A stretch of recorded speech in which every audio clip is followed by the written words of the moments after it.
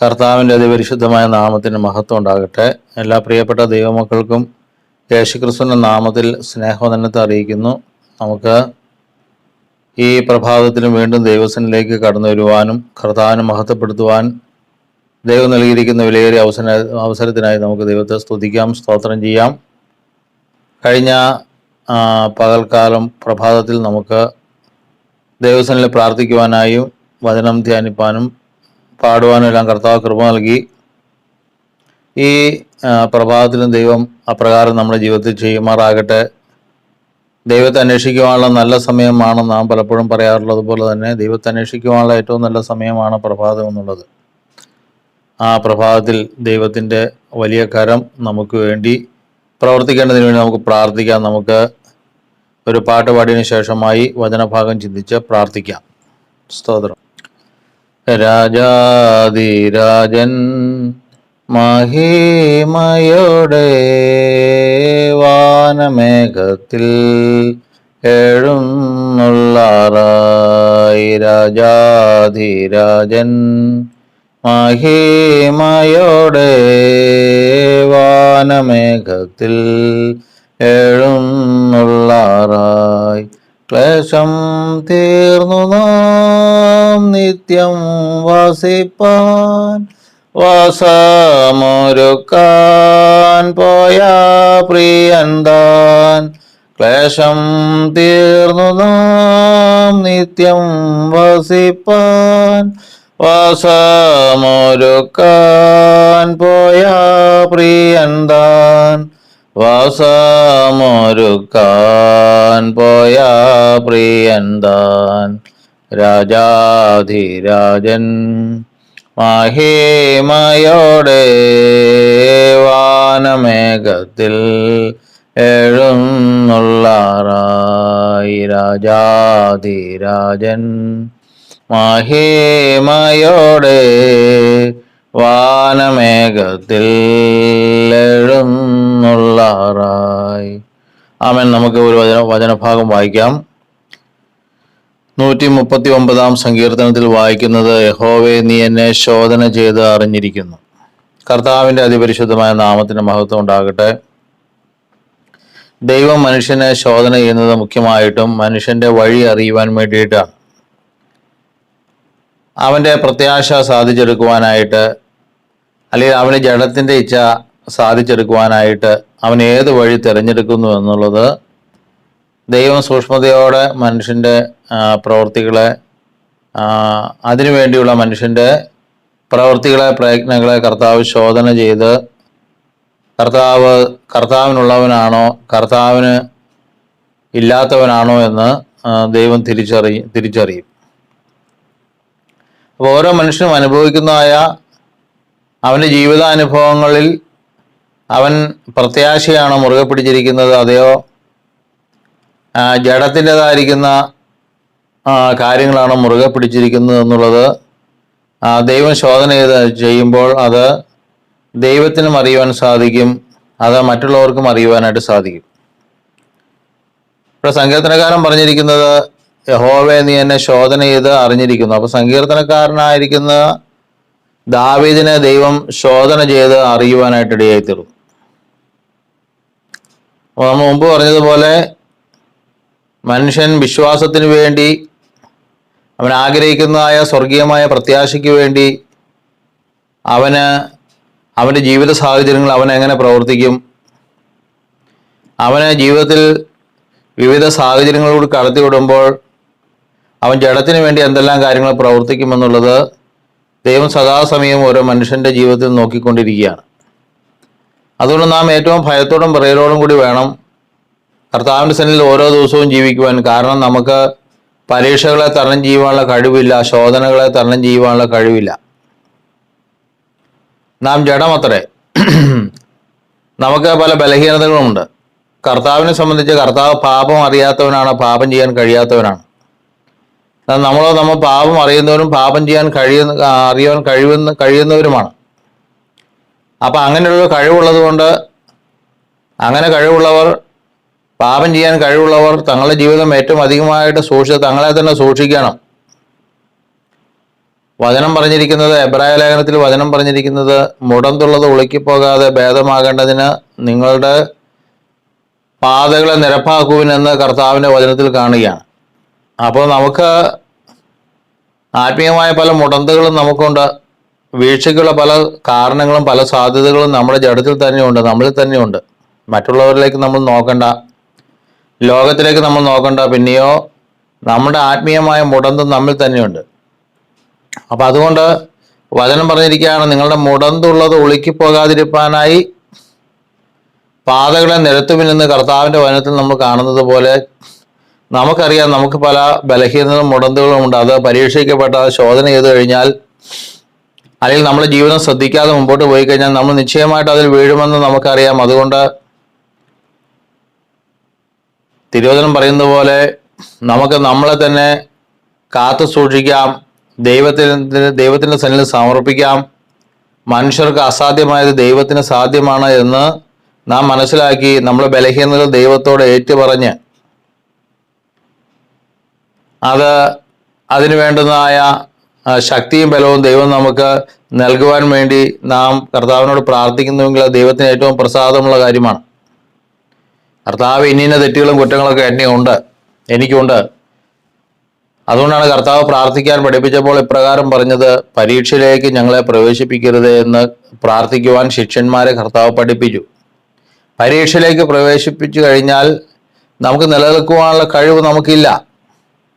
പത്രോസിനെ ഗോതമ്പ് പോലെ പാറ്റേണ്ടതിന് കർത്താവിനോട് അനുവാദം ചോദിച്ചു. കർത്താവ് പത്രോസിന്റെ വിശ്വാസം പൊയ്പോകാതിരിക്കാനായി പത്രോസിന് വേണ്ടി ഇടിവിൽ നിന്നു എന്ന് നമ്മൾ ദൈവത്തിന്റെ വചനത്തിൽ കാണുന്നുണ്ട്. അപ്പോൾ പത്രോസായാലും പൗലോസായാലും യേശു ഒഴികെ ഈ ലോകത്തുള്ള സകല മനുഷ്യരും അവർക്ക് സാഹചര്യങ്ങൾ പ്രതികൂലമായി കഴിഞ്ഞാൽ അവരുടെ ജീവിതാവസ്ഥകൾ മറ്റു വല്ലാത്തൊരവസ്ഥയിലേക്ക് പോകുവാനായിട്ട് ഇടയായിത്തീരും. അതുകൊണ്ട് കർത്താവിൻ്റെ വചനവും പറഞ്ഞിരിക്കുന്നത് വലിയൊരു കഷ്ടകാലം, ഈ ലോകത്തിൻ്റെ അവസാനം വരുന്നതിന് മുമ്പേ വലിയൊരു കഷ്ടകാലം വരും. എന്നാൽ ആ കഷ്ടകാലം കർത്താവ് ചുരുക്കും. എന്തിനു വേണ്ടിയാണ്? തങ്ങളുടെ വൃതന്മാരുടെ വിശ്വാസം പൊയ്പോകാതിരിക്കാനായി ആ നാളുകൾ കർത്താവ് ചുരുക്കുമെന്നാണ് വചനത്തിൽ എഴുതിയിരിക്കുന്നത്. അപ്പം നമ്മൾ ആരൊക്കെയാണെന്ന് കർത്താവിന് അറിയാം. എന്നാൽ നമ്മുടെ അവസ്ഥ അറിഞ്ഞുകൊണ്ട് നാം കർത്താവിനോട് ചേർന്ന് നിൽക്കുന്നുവെങ്കിൽ, ദൈവസഭയോടും ദൈവവചനത്തോടും നാം ചേർന്ന് നിൽക്കുന്നുവെങ്കിൽ, എൻ്റെ ദൈവമേ, ഇന്ന ബലഹീനതകളും കുറവുകളെല്ലാം എനിക്കുണ്ട്, അതുകൊണ്ട് എന്നെ പരീക്ഷയിലേക്കൊന്നും പ്രവേശിപ്പിക്കരുതേ കർത്താവേ. ഞാൻ 1-ാം സങ്കീർത്തനം പറയുന്നത് പോലെ ദുഷ്ടന്മാരുടെ വഴിയിൽ നിൽക്കാതെയും പാപികളുടെ വഴിയിൽ നിൽക്കാതെയും പരിഹാസികളുടെ ഇരിപ്പിടത്തിൽ ഇരിക്കാതെയും ദുഷ്ടന്മാരെ ആലോചന പ്രകാരം നടക്കാതെയും എന്നൊക്കെ 1-ാം സങ്കീർത്തനത്തിൽ പറഞ്ഞിരിക്കുകയാണ്. അപ്പോൾ ഇതിനുള്ള വഴികളുണ്ട്, ദുഷ്ടന്മാരുടെ പാതകളുണ്ട്, അതുപോലെ പരിഹാസികളുടെ ഇരിപ്പിടമുണ്ട്. അങ്ങനെ ദുഷ്ടന്മാരുടെ ആലോചനയിൽ കീഴ്പ്പെട്ട് നമ്മൾ പോകും. അപ്പോൾ ഇങ്ങനെയുള്ള അവസ്ഥകളെല്ലാം നമ്മുടെ ജീവിതത്തിൽ തന്നെ ഉള്ളത് കൊണ്ട് നമുക്കിതെല്ലാം ദൈവസന്നിധിയിൽ ഇതിൽ നിന്നെല്ലാം നാം മാറി നിന്നുകൊണ്ട് ഇതിലെല്ലാം നമ്മൾ പട്ടുപോകാതെ നമ്മളെ തന്നെ കാത്തു സൂക്ഷിച്ച് നാം മുന്നോട്ട് പോകുന്നുവെങ്കിൽ ദൈവത്തിന് ഏറ്റവും പ്രസാദമുള്ള കാര്യമാണ്. അപ്പം അങ്ങനെ ഇരിക്കെ മനുഷ്യൻ ഇതെല്ലാം നമ്മൾ കർത്താവുമായിട്ട് ക്രമീകരിച്ച് മുമ്പോട്ട് പോവുകയാണെങ്കിൽ അവസരങ്ങൾ ഉണ്ടാകുമ്പോൾ നമ്മൾ എന്ത് ചെയ്യും? നമ്മുടെ പ്രത്യാശയ്ക്ക് വേണ്ടി നമ്മൾ പ്രവർത്തിക്കുവാനായിട്ട് ഇടയായിത്തീരും. യാക്കോബ് സാധുശീലനും കൂടാരവാസിയുമാണ്. യേശാവോ വനസഞ്ചാരിയും വേട്ടയിൽ സമർത്ഥനുമാണ്. രണ്ടുപേർക്കും ബലഹീനത ഉണ്ടാകാം. പക്ഷേ യാക്കോബിൻ്റെ ബലഹീനത അത് ഈ ലോകത്തിൽ പ്രവർത്തിയാൽ അത് വെളിപ്പെട്ട് വരാതിരിക്കാനും അവൻ്റെ ഹൃദയാവസ്ഥ ദൈവത്തിന് സന്നിധിയിൽ നേരിടുള്ളതായി തീരുവാനും വേണ്ടി അവൻ രാപ്പകൽ അധ്വാനിക്കുകയാണ്. അവനെക്കുറിച്ച് ചെയ്തിരിക്കുന്ന അവൻ സ്വാദശീലനാണ്, കൂടാരവാസിയാണ്. ഏറ്റവും സ്വാദശീലനാണ്, കൂടാരവാസിയായിട്ട് ജീവിക്കുകയാണ്. തൻ്റെ ബുദ്ധിക്കെത്താത്ത വൻകാര്യങ്ങളിലും അത്ഭുത വിഷയങ്ങളൊന്നും ഇടപെടാതെ തൻ്റെ പ്രാണനെ താലോലിച്ച് മിണ്ടാതാക്കി വെച്ചിരിക്കുകയാണ് യാക്കോബ്. യേശാവിനെ സംബന്ധിച്ച് അവൻ വേട്ടയിൽ അതിസമർത്ഥനാണ്, വനസഞ്ചാരിയാണ്. അവൻ്റെ വഴിക്ക് പോവുകയാണ്. പക്ഷെ അവനുള്ള ശക്തമായ ബലഹീനത അവൻ അറിയുന്നില്ല. ഒരു ദിവസം വന്നപ്പോൾ തൻ്റെ പ്രത്യാശയുടെ നിവൃത്തിക്ക് വേണ്ടി യാക്കോബ് ഒരു ഉപായത്തിലൂടെ യേശാവിനെ കീഴ്പ്പെടുത്തുവാനായിട്ട് ഇടയായി തീർന്നു. യേശാവ് പരീക്ഷിക്കപ്പെട്ടപ്പോൾ യേശാവ് പറഞ്ഞു, ഞാനിതാ വിശപ്പുകൊണ്ട് മരിക്കേണ്ടി വരുമല്ലോ, ഈ ജ്യേഷ്ഠാവകാശം എനിക്ക് എന്തിനെന്ന് പറഞ്ഞ് അത് യാക്കോബിനെ വിറ്റ് കളവാനായിട്ട് ഇടയായിത്തീർന്നു. അപ്പൊ യാക്കോബ് ഇത്രയും നാൾ സാധുശീലനും കൂടാരവാസിയും എല്ലാമായി ജീവിച്ചത് എന്തിനു വേണം? ഈ ജ്യേഷ്ഠാവകാശം ഒന്ന് കൈവശമാക്കുവാൻ വേണ്ടിയാണ്. പക്ഷേ ജ്യേഷ്ഠാവകാശം കൈവശമുള്ള യേശാവ് അത് സൂക്ഷിക്കാതിരുന്ന നിമിത്തമായി അതിനെക്കുറിച്ചുള്ള തൻ്റെ ബലഹീനതയെക്കുറിച്ച് തിരിച്ചറിയാതെ യേശാവ് മുമ്പോട്ട് പോയി ഒടുവിൽ തൻ്റെ ജ്യേഷ്ഠാവകാശം വിറ്റുകളഞ്ഞു. ജ്യേഷ്ഠാവകാശത്തെ അലക്ഷ്യമാക്കി ആ സ്ഥാനം അവന് നഷ്ടപ്പെട്ടു പോകാനായിട്ട് ഇടയായിത്തീർന്നു. അതുകൊണ്ട് ദൈവത്തിന് ജനമായിട്ടുള്ളവയെ വചനം പറഞ്ഞിരിക്കുകയാണ്, ഇതാ യഹോവേ, നീ എന്നെ ശോധന ചെയ്ത് എന്നെ അറിഞ്ഞിരിക്കുന്നു. ശോധന ചെയ്ത് കർത്താവ് ശോധന ചെയ്യും. നിശ്ചയമായിട്ടും ഓരോ വിശ്വാസിയും കർത്താവ് ശോധന ചെയ്യും. ഏതാണ് അവൻ തിരഞ്ഞെടുക്കുന്നത് എന്നുള്ളത് കർത്താവ് ശോധന ചെയ്യും. സ്വർഗീയമായ പ്രത്യാശയാണോ അവൻ തിരഞ്ഞെടുക്കുന്നത്, അതെയോ ഈ ലോകത്തിന് ജീവന് വേണ്ടി സ്വർഗീയമായ പ്രത്യാശയെ മാറ്റിവെക്കുമോ എന്നുള്ളത് ദൈവം നിരന്തരം മനുഷ്യനെ അങ്ങനെ പരിശോധനയുടെ സമയം വരും. പക്ഷെ ആ പരിശോധനയുടെ സമയം വരുമെന്നുള്ളത് നമ്മൾ മുമ്പേ അറിഞ്ഞുകൊണ്ട് യാക്കോബിനെ പോലെ സാധുശീലന്മാരും കൂടാരവാസികളും തങ്ങളുടെ മുടന്നും തങ്ങളുടെ ബലഹീനതകളെല്ലാം അറിഞ്ഞ് അത് ഉപവസിച്ചും പ്രാർത്ഥിച്ചുമെല്ലാം അതിനൊരു മാറ്റം വരുത്തി ദൈവത്തോട് ചേർന്ന് നടന്ന്, എൻ്റെ കർത്താവെ, പരീക്ഷയിലേക്ക് ഞങ്ങളെ പ്രവേശിപ്പിക്കരുതേ എന്നും, ഞാൻ ലോകാവസാനത്തോടെ നിങ്ങളോട് ഉണ്ട് എന്ന് പറഞ്ഞ കർത്താവ് ലോകാവസാനത്തോടെ നമ്മളോട് കൂടി ഇരുന്ന് ഇതിനെല്ലാം തരണം ചെയ്ത് സ്വർഗീയമായ പ്രത്യാശ തന്നെ തിരഞ്ഞെടുക്കുവാൻ, ശോധനയിൽ പരീക്ഷകളിൽ സ്വർഗീയമായ പ്രത്യാശ തന്നെ തിരഞ്ഞെടുക്കുവാൻ നമ്മളെ പ്രാപ്തരാക്കേണ്ടതിന് വേണ്ടി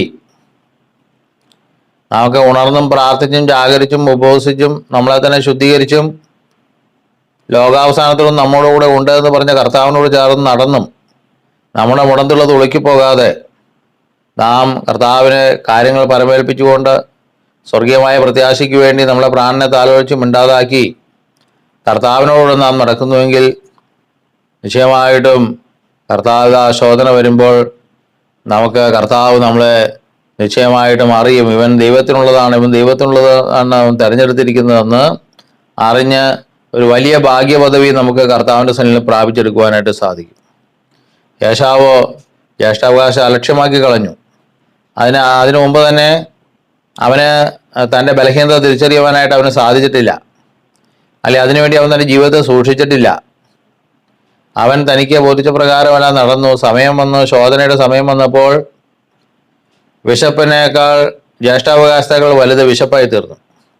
യാക്കോബിനെ സംബന്ധിച്ചോ വിശപ്പിനേക്കാൾ വലുതാണ് ജ്യേഷ്ഠാവകാശം. യാക്കോബ് അത് പ്രാപിക്കുകയും ചെയ്തു. അതുകൊണ്ട് ഇന്ന് പ്രഭാതത്തിൽ നമ്മൾ ഈ വചനം ചിന്തിക്കാനുണ്ടായ കാരണം,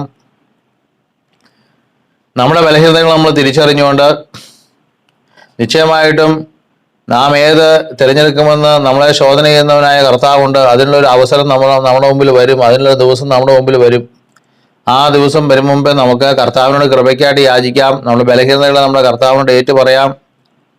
അതിൽ നിന്ന് നമ്മളെ കർത്താവ് വിടുവിക്കേണ്ടതിനുള്ള ദൈവശക്തി അയച്ചു തരേണ്ടതിന് വേണ്ടിയും ലോകാവസാനത്തോളം നമ്മുടെ കൂടെ ഇരിക്കാമെന്നതിന് കർത്താവ് നമ്മളിൽ നിന്ന് ഏതെങ്കിലും കാരണത്താൽ മാറി നിൽക്കുന്നുണ്ടോ എന്ന് പരിശോധിച്ച് വീണ്ടും നമ്മുടെ കർത്താവുമായിട്ട് ഒരുമിച്ച് യാത്ര ചെയ്യുവാനും നമുക്ക് പ്രഭാതത്തിൽ നമ്മളെ തന്നെ സമർപ്പിക്കാം. നിശ്ചയമായിട്ടും ദൈവം നമ്മുടെ ജീവിതത്തിൽ വലിയവ പ്രവർത്തിക്കും. നമ്മുടെ ബലഹീനതകളെല്ലാം നമുക്ക് കർത്താവിനോട് ഏറ്റു പറയാം. കർത്താവ് ഒരു നാൾ നമ്മളെ വിട്ടുപിരിയാതെ അവൻ്റെ ആത്മാവിനെ വിട്ടുപിരിയാതിരിക്കാൻ വേണ്ടി അവൻ്റെ ആത്മാവിനെ ദുഃഖിപ്പിക്കാത്തൊരു ജീവിതം നമുക്കുണ്ടാകട്ടെ. നാം എല്ലാം സകലതും വിട്ട് സ്വർഗീയമായ പ്രത്യാശയ്ക്ക് വേണ്ടി യാക്കോബിനെ പോലെ സാധുശീലന്മാരും കൂടാരവാസികളും ദൈവസഭയോട് ചേർന്നും സാധു സ്വഭാവമായി നമ്മുടെ ബുദ്ധിക്കെത്താത്ത വൻകാര്യങ്ങളിലും അത്ഭുത വിഷയങ്ങളെല്ലാം പോയി ഇടപെടാതോണം നമ്മളെ പ്രാണനെ താലോലിച്ചും ഉണ്ടാതാക്കി നമ്മുടെ കർത്താവിൻ്റെ ദിവസത്തിൽ കൊള്ളാകുന്നവരാണെന്ന് തെളിയിച്ച് സ്വർഗീയമായ വലിയ പ്രത്യാശ പ്രാപിപ്പാൻ സർവശക്തനായ ദൈവം നമ്മെ ഓരോരുത്തരെയും സഹായിക്കട്ടെ. അതിനുവേണ്ടി നമുക്ക് നമ്മളെ തന്നെ താഴ്ത്താം. നമ്മുടെ ബലഹീനത നമുക്കറിയാം, നമുക്ക് തന്നെ തിരിച്ചറിയാം. അത് നമ്മുടെ കർത്താവിനോട് പ്രാർത്ഥിച്ചും ദൈവസനിൽ ഉപവസിച്ചും ആത്മതപനം ചെയ്തും അതെല്ലാം മാറ്റി ആത്മാവിനാൽ ജഡത്തിൻ്റെ പ്രവർത്തികൾ മരിപ്പിച്ച് ദൈവം നമ്മളെ ശോധന ചെയ്യുമ്പോൾ നാം കർത്താവിനുള്ളത് തിരഞ്ഞെടുത്ത് കർത്താവിൽ നിന്ന് സാക്ഷ്യം പ്രാപിപ്പാനായിട്ട് ഒരുമാറാകട്ടെ. ദൈവം നമ്മെ എവരെയും അനുഗ്രഹിക്കട്ടെ. നമുക്ക് ഒരു വാക്ക് പ്രാർത്ഥിച്ച് പ്രഭാത പ്രാർത്ഥന അവസാനിപ്പിക്കാം. സ്വർഗസ്ഥനായ ദൈവമേ, അനുഗ്രഹപ്പെട്ട സമയത്തിനെ കർത്താവിനെ സ്തുതിക്കുന്നു, സ്തോത്രം ചെയ്യുന്നു. കർത്താവെ, പ്രഭാതത്തിൽ അടിയങ്ങൾ കർത്താവിൻ്റെ അടുത്തേക്ക് വരുന്നു. ദൈവമേ, അടിയങ്ങളെ കർത്താവിനുള്ളവനാണോ അല്ലയോ എന്ന് ശോധന ചെയ്യുന്നൊരു ദിവസം വരും. ആ ദിവസം വരുമ്പോൾ ദൈവമേ, കർത്താവിന് ഉള്ളവനെന്ന് പൂർണ്ണമായിട്ടും കർത്താവെ തെളിയിക്കാൻ സാധ്യമല്ലാത്ത വിധത്തിലുള്ള ബലഹീനതകൾ, കുറവുകൾ, പാപത്തിന്റെ വശങ്ങളെല്ലാം അടികളുടെ ജീവിതത്തിൽ നീക്കിക്കളഞ്ഞ്, കർത്താവെ ഞാൻ നിങ്ങളെ ഒരു നാൾ ഉപേക്ഷിച്ച് കളയുകയില്ല എന്ന് പറഞ്ഞവൻ, ഞാൻ ലോകാവസാനത്തോട് നിങ്ങളുടെ കൂടെ ഉണ്ട് എന്ന് പറഞ്ഞവൻ, അവനുമായിട്ടുള്ള ബന്ധത്തിൽ ഏതെങ്കിലും അകൽച്ച വന്നിട്ടുണ്ടെങ്കിൽ, കർത്താവുമായിട്ടുള്ള ബന്ധത്തിൽ ഏതെങ്കിലും അകൽച്ച വന്നിട്ടുണ്ടെങ്കിൽ അതെല്ലാം നീക്കിക്കളഞ്ഞ് കർത്താവുമായിട്ട് ഒരുമിച്ച് യാത്ര ചെയ്ത് തക്ക സമയത്ത് കർത്താവിൽ ഫലം കായ്ക്കുവാൻ തക്കോണം, കർത്താവെ ശോധന ചെയ്യുമ്പോൾ കർത്താവിനുള്ളവനാണെന്ന് തെളിയുവാൻ തക്കോണം ദൈവമേ അടിയങ്ങളെ ഒരുക്കണമേ, സഹായിക്കുമാറാണമേ എന്ന് പ്രാർത്ഥിക്കുന്നു. പ്രാർത്ഥനകളും യാചനകളെല്ലാം കർത്താവ് കേട്ടതിനായി സ്തോത്രം. യേശുക്രിസ്തുവിന്റെ നാമത്തിൽ അപേക്ഷിക്കുന്നു, ദയതോന്നി കേൾക്കുമാറാകണമേ. ആമേൻ. കർത്താവ് നമ്മെ ഏവരെയും അനുഗ്രഹിക്കുമാറാകട്ടെ. എല്ലാവർക്കും ഒരു പ്രാവശ്യം കൂടി സ്നേഹവന്ദനം അറിയിക്കുന്നു. ആമേൻ.